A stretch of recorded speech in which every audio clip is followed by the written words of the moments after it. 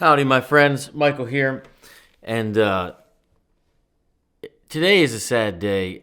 This week, we found out Bob Weir died, and I really don't want to make this a heavy video. I saw that someone posted his last performance doing Touch of Grey with Dead and Company just in August, so we're gonna watch that together. But I wanted to take a minute before we watch that together. And if you've been a follower of this channel, perhaps that that I came to the Dead later in life, and the music really found me at a place when I needed it most, and the community of people that surrounds it, and it's a very interesting phenomenon. I will say that generally speaking, the music that you listen to that really you identify with when you think of yourself as a person tends to have the strongest influence like when you're adolescent, right? When you're coming of age. Very rare is it that a band, a community, a culture, the music has that same level of impact where it transforms your life and how you view life and your identity within this life later in age, right? Something, you get calloused in your brain and in your ears, and it doesn't have the same thing. But there's something about this music and the people that created it and the people that surround it that is different, and it's special and unique. And Bob Weir was one of those guys that I think Jerry gets a lot of the credit, and everyone does. But Bob was one of those guys to me that seemed to float completely free, weightless, and that weightlessness, that freedom, that musical freedom, was what eluded me for so long from being into this music. Coming from a metalhead background, a funk background, things were strict rhythmically, right? And the melody wasn't a strong focus. And I think that's for so many reasons, like I didn't get the Dead for so long. And when I finally did start to get them, I realized that for me, the thing that I was missing was that freedom to follow the melody, that freedom that the rhythm can be slower or faster within the same tune and be different night to night, and that looseness with which just everything's going to be okay. It doesn't have to be the same thing night after night. And of all the people in the band, it was actually Bob that really stood out to me as the most free, that the most loose, almost to a fault, right? You so many clips of John, like, you want me to set the tempo or you want to set the tempo, right? And it's just like, okay, we're going to go with that tempo, but then he goes and changes the tempo anyway, right? But then there's that little exchange of glances like, yeah, okay, it's like, you do what you're going to do, and the song is going to be what it's going to be, and we're all in this together, and that's the fun of it. That thing is what I was missing. And so many of Bob's songs that he wrote, now even Touch of Grey isn't one of them as far as the lyrics and melody go. Like Estimated Profit. It's like, how do you play and sing over that? Well, the answer is you have to write that. But like, how do you write that? And like, how do you believe it? And like, there are so many quirky tunes, and he clearly was just one of those guys where it was like, hey, it goes together because let's listen to it. Doesn't it go together? And you're like, no. like in this song, like in Touch of Grey, like it does this crazy thing where it modulates up to G sharp, and then it does this E flat major kind of thing, and then C sharp minor, but then sometimes it seems major, but then the other chords of the song are B, F sharp, E, and you're just like, in no universe do these things generally go together, but the way that they're just crafted, and the way that you celebrate the differences and how abnormal things we can normalize them together, if we're all following that same melody. To me, Bob Weir was that guy. He was that guy. So it lends itself to all the quirky upper chord voicings, and how he would come in and out of his lyrics at different places in the song. Like he really, to me, was the embodiment of that free rhythmic spirit of the Dead. That the words and the melody and the time can all be fluid, and like it's all like all of the pieces equate to this much larger thing. He wasn't the virtuosic member, you know what I mean? He was, to me, he was that spirit of that freedom of the Dead, and he will be forever missed. So I know this is a fan video and it's not going to be great. I don't know how much I'm going to decide to teach or not teach, or just soak it in, but just know that, just Bob, I loved you, man. And like I said before, you made a dent in my life later than I thought it was possible to make a dent in my life, and it made all the difference. And thank you for it.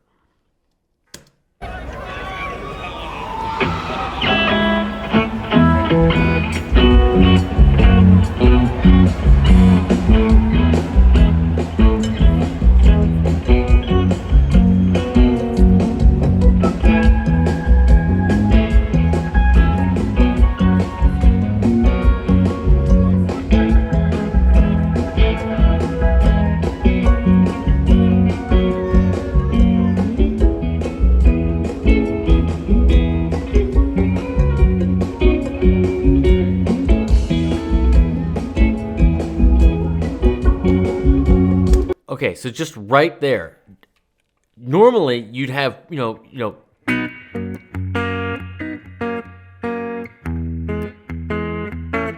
John down here, and you have Bob doing these little triad pairs up here, right? You got E and A, and you got B and F sharp, and these little pieces that he was doing. And you see Bob it seems like he's kind of struggling with it, and you see John up here trying to help him, maybe imitating some of those parts, and eventually Bob just throws his hands up and says, "All right, I'm going to start singing." And it's just I love the vibe of the band. I just do.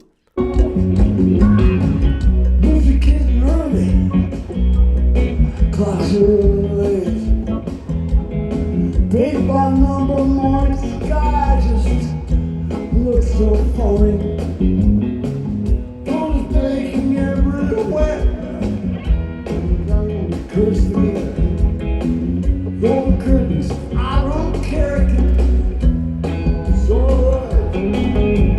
See, like even right there, you can tell he is struggling to find the chords. The muscle memory's there. He knows all his little pieces are here. And you see him like put his hand in his pocket, take it out, back in his pocket, but throughout the whole thing, the confidence was with which he delivers the vocals, right? And tells the story is completely unencumbered.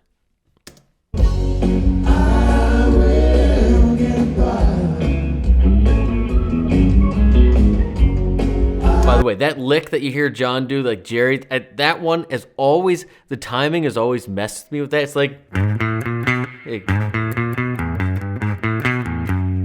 right?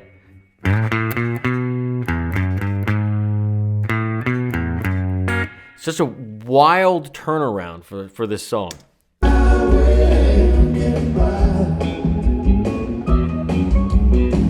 Messing with his volume knobs.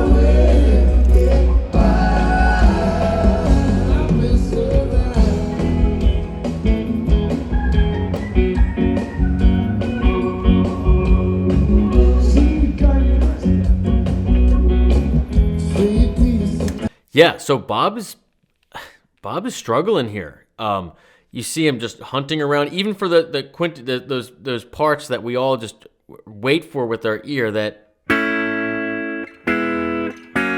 Which, by the way, A to E to F sharp. those chords are never in any same keys together, okay? Again, not a thing, right? But just the way that this voice leads down, right? A, G sharp, which is the third of E, down to the root of F sharp.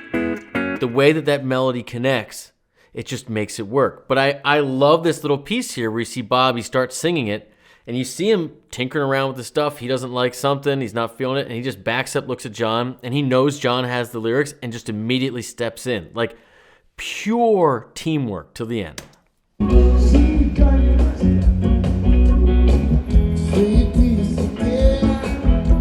Yeah.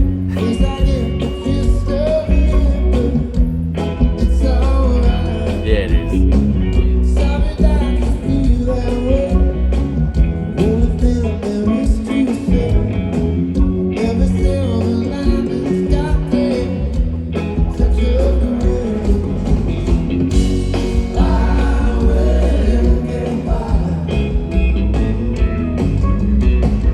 It's a great lick.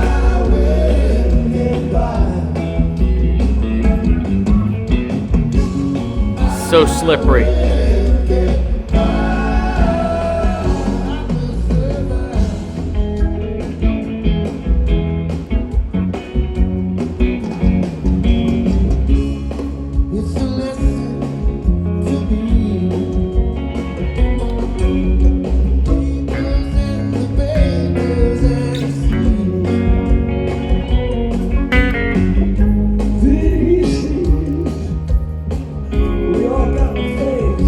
Yeah.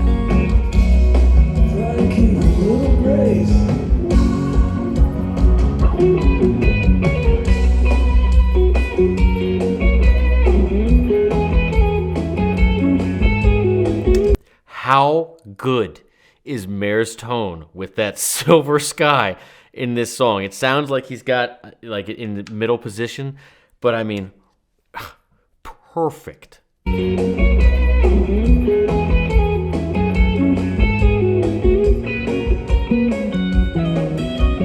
hear you, O'Teal.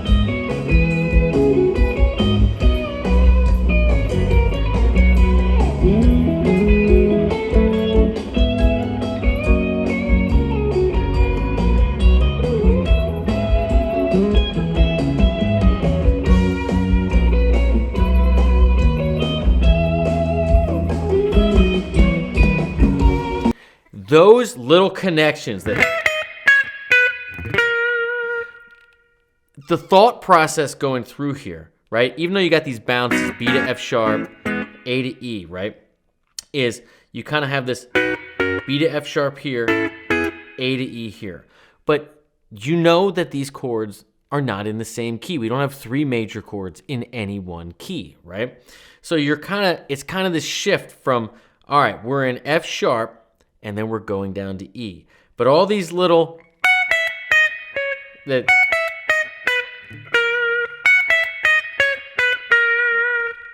perfect. Again, this is what I loved about the Dead. All these little,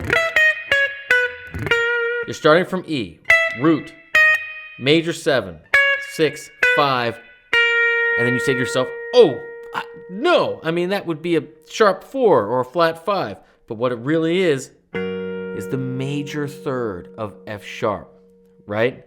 So it's that. So that would never be in any one diatonic scale. So again, this is the real essence of the Dead. That I know all you jazz players are going to be like, yeah, duh. You know, it's basic melodic voice leading. I didn't figure this out before this band. And sometimes I'm sorry, all you crazy jazzers out there, like when it's more complicated than this, I get lost and my ear gets lost. So finding those simple melodies that connect these basic things that probably shouldn't go together, or I say typically shouldn't go together, like that's the beauty of it. Like that's the stuff that holds our ear. Like even if you don't play music, you know it's different. You know it doesn't sound like the other things that you listen to, even if you can't describe why. And it's just those little connection points. God, I just love them.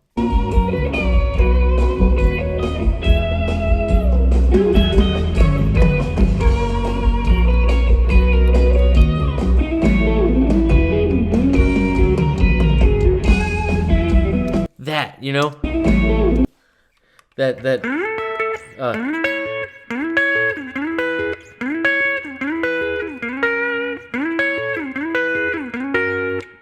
it's so slippery the way he does it too. This little A minor triad, E major, and then to F sharp. Again, wouldn't necessarily go together, but when you stick and go, when you slide on the fourth string and you create this, right? And you get this. There's that melody note from the beginning, right? Right? Those little motifs that connect, they draw your ear through, and it makes the changes work.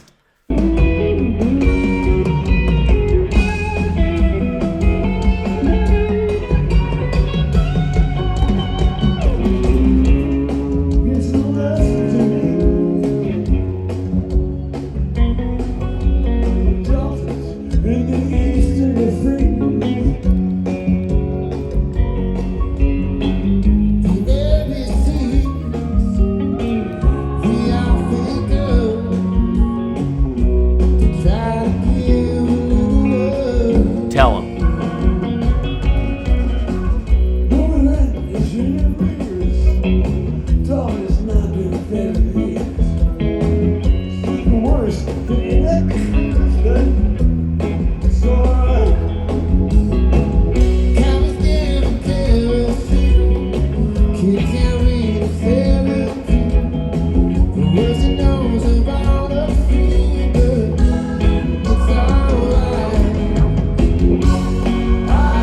Jeff.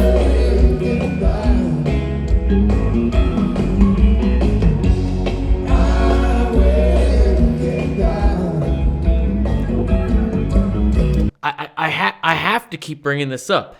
This counterpoint is just, I only hear the Dead do this style of counterpoint and make it hooky for like non-musicians to like expect it and know when it's there, but they couldn't reproduce it, they can't describe it. Like, that's a powerful thing.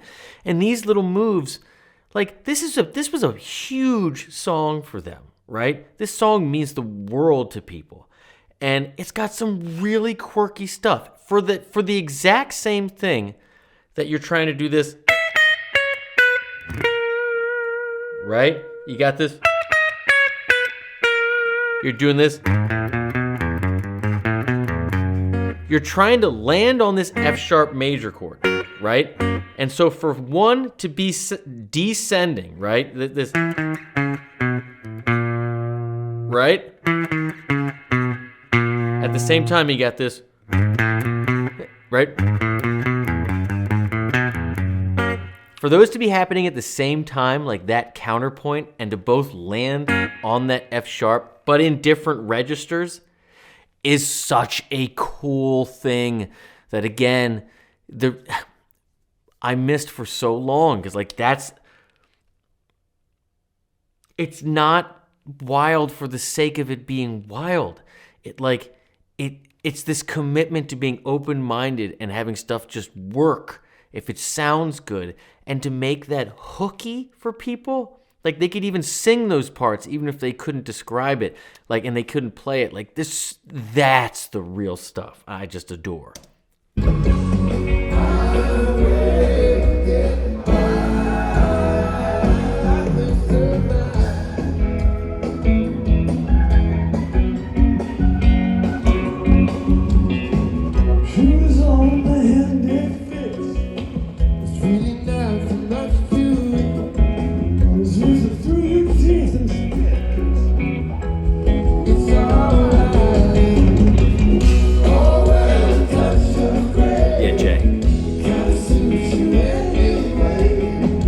Kind of suits you anyway.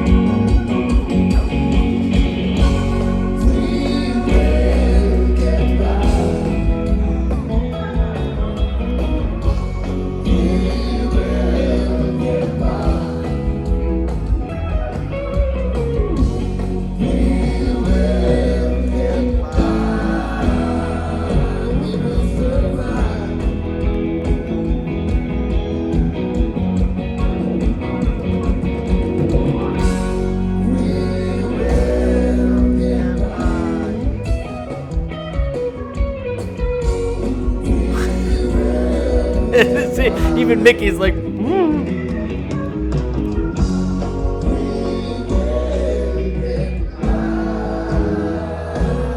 Yeah, those inversions, O'Teal.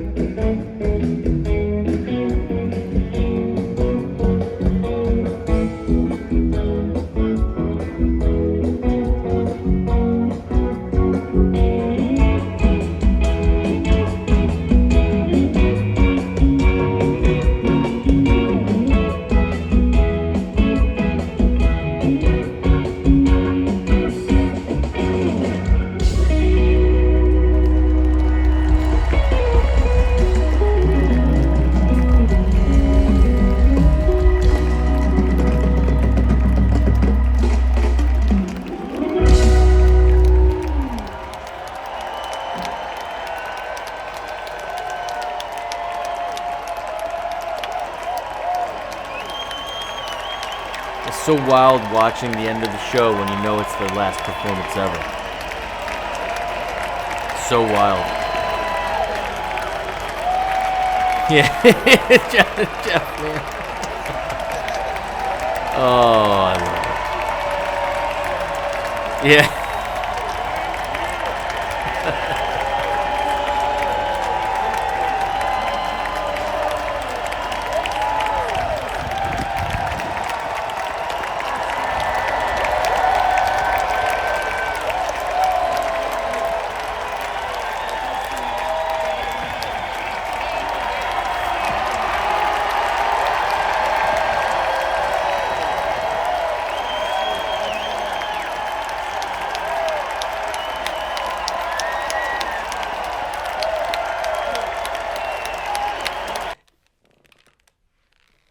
The joy comes through. Just the joy comes through. You could tell he was struggling.